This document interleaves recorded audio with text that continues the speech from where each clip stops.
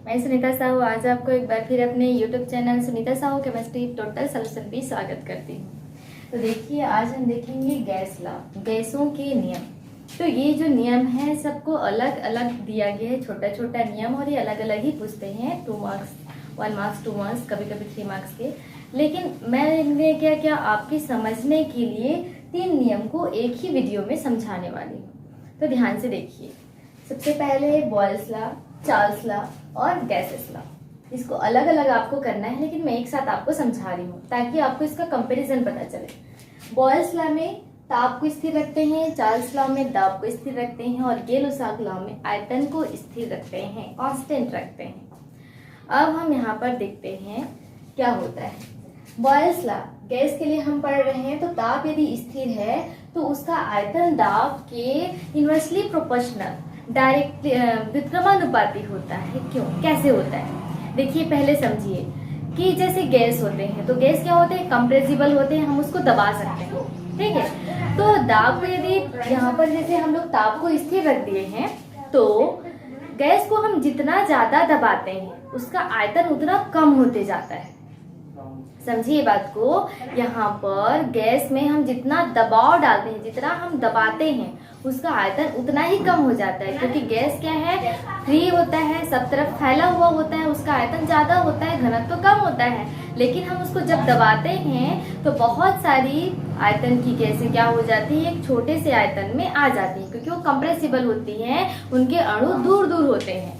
इसीलिए यहाँ पर हम क्या बोल रहे हैं, यदि किसी गैसों में ताप को स्थिर रख देते हैं तो गैस का जो आयतन रहता है उसके दाब के व्युत्क्रमानुपाती होता है।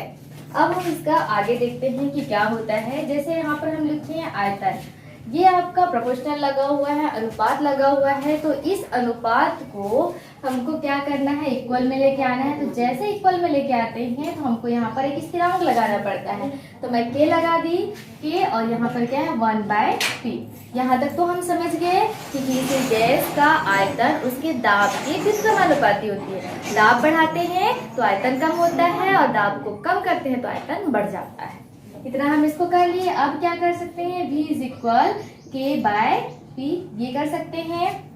उसके बाद हमको कांस्टेंट को लेना है, तो क्या हो जाएगा, k इक्वल pv। ये भी हम समझ गए कि जो स्थिरांक होता है वो दाब और आयतन के गुणनफल के समानुपाती होता है, इक्वल होता है। यहाँ तक हम जान गए। लेकिन हमको आगे क्या करना है, प्रारंभिक स्थिति और अंतिम स्थिति में लेके आना है, ठीक है। जैसे प्रारंभिक स्थिति में देखते हैं कि प्रारंभिक स्थिति में हमने यहाँ पर स्टार्ट किया है कि दाब कितना है, आयतन कितना है, तो ये क्या हो जाएगा P1 और V1। लेकिन जब हम अंतिम स्थिति लेके आएंगे तो क्या हो जाएगा, अंतिम स्थिति में ये P2 और V2 इक्वल के और इक्वल के। अब क्या होगा, दोनों को हम इक्वल कर सकते हैं। कैसे, हम इसको लिख सकते हैं P1 V1 इक्वल P2 और V2। ये आपका समझ में आ गया यहाँ तक कि बॉयल्स लॉ क्या है, दाब और आयतन एक दूसरे के व्युत्क्रमानुपाती होते हैं। अब हम देखेंगे चार्ल्स लॉ। तो चार्ल्स लॉ में क्या होगा, देखिए चार्ल्स लॉ में दाब को स्थिर रख दिया जाता है, प्रेशर को। तो जो आयतन है और जो ताप है ये एक दूसरे के डायरेक्टली प्रोपोर्शनल होते हैं, समानुपाती होते हैं। कैसे, ये देखिए कि जितना ज्यादा हम उसके ताप को बढ़ाते हैं उसका आयतन भी बढ़ जाता है, क्योंकि गैसों को जब हम गर्म करते हैं तो उसमें प्रसार होता है, गतिज ऊर्जा बढ़ जाती है, जिसके कारण वो दूर दूर दूर दूर फैलने लगते हैं। यहाँ तक हम जान गए। और जैसे जैसे हम ताप को कम करते हैं उसका आयतन भी कम होने लगता है। तो हम इसको यहाँ पर देखते हैं कि V यहाँ पर जो समानुपाती, इसको हटाने के लिए इक्वल हम कर देते हैं, y क्या हो जाएगा KT। इतना हम जान गए। उसके बाद क्या हो जाएगा, यहाँ पर जो k है स्थिरांक है, k को हम जैसे यहाँ लाएंगे तो क्या हो जाएगा V/T। ये जान गए। यहाँ तक आपका आ गया। क्या हुआ, V/T। ये चार्ल्स लॉ है। चार्ल्स लॉ क्या कहता है कि स्थिरांक आयतन और ताप के अनुपात के बराबर होता है। अब जैसे हमने यहाँ पर किया वैसे यहाँ भी करेंगे। क्या करेंगे, यहाँ पे प्रारंभिक स्थिति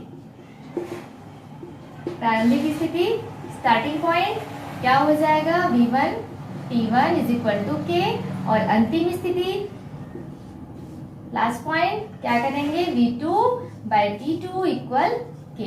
यहाँ तक आप समझ गए। अब दोनों को क्या करेंगे, इक्वल कर देंगे। कैसे करेंगे, देखिए ये हो जाएगा V1 T1 equal V2 T2। ये आ गया आपका सेकेंड लॉ। क्या है, चार्ल्स लॉ। हमको चार्ल्स लॉ भी समझ में आ गया। अब हम देखेंगे गेलो-साफ लॉ। गेलो-साफ में क्या करते हैं, आयतन को स्थिर रखते हैं। तो आयतन को हम स्थिर रख दिए हैं, तो जो दाब होता है गैस की निश्चित मात्रा पर लगाया गया जो दाब है वो उस पर आरोपित ताप के क्या हो जाता है, प्रोपोर्शनल हो जाता है, समानुपाती हो जाता है। कैसे, ये देखते हैं। इसका एग्जांपल हम लोग जो घर में डेली यूज करते हैं, जैसे कुकर का एग्जांपल ले सकते हैं कि कुकर में हम जितना ज्यादा टेम्परेचर बढ़ाते हैं, दाब वहां पर, प्रेशर वहां पर उतना ज्यादा बढ़ जाता है। तो आयतन स्थिर हो तो दाब ताप के समानुपाती होता है। अब क्या करेंगे, यहाँ पर P इक्वल K T। हमने क्या किया, प्रोपोर्शनल को हटा करके स्थिरांक लगा दिया, K लगा दिया। अब क्या हो जाएगा, यहाँ पर K इक्वल निकालेंगे तो P बाय T। ये तो आ गया आपका यहाँ पर नियम। उसके बाद जैसे हम यहाँ पर किए हैं वैसे यहाँ पर भी करेंगे। क्या करेंगे, प्रारंभिक स्थिति, स्टार्टिंग पॉइंट में क्या होगा, P1 बाय T1 और अंतिम बिंदु में क्या होगा, P2 by T2 is equal के इक्वल K। यहाँ तक हम जाएंगे। अब हम इसके आगे बनाते हैं। क्या हो जाएगा, यहाँ पर देखिए ये हो जाएगा P1 T1 bye P2 T2। ठीक है, प्रारंभिक स्थिति का जो अनुपात है अंतिम स्थिति का जो अनुपात वो बराबर होता है। यहाँ पर भी आयतन ताप के प्रारंभिक स्थिति और अंतिम स्थिति का अनुपात बराबर होंगे एक दूसरे से। स्टार्टिंग और लास्ट पॉइंट में भी इनके अनुपात एक दूसरे के इक्वल ही रहते हैं। याद रखिएगा, बॉयल्स लॉ, चार्ल्स लॉ, गेलो-साफ में से एक न एक आएगा, बहुत इंपॉर्टेंट है। अगर आपको समझ नहीं आया तो आप तीनों को एक साथ ऐसे ही बनाते चलिए मेरे साथ। एक में आपका ताप, दाब और आयतन को स्थिर कर दीजिए, और उसके बाद जो आपका होता है, जो आयतन है वो दाब के व्युत्क्रमानुपाती होता है, आयतन ताप के समानुपाती होता है, और दाब ताप के समानुपाती होता है। तो नियम से ऐसे बनाते चलेंगे तो आपको बहुत इजी होगा। और इतना ही दूर तक ही आपको बनाना है। अगर आपको समझ में आया तो लाइक शेयर कमेंट सब्सक्राइब जरूर कीजिए।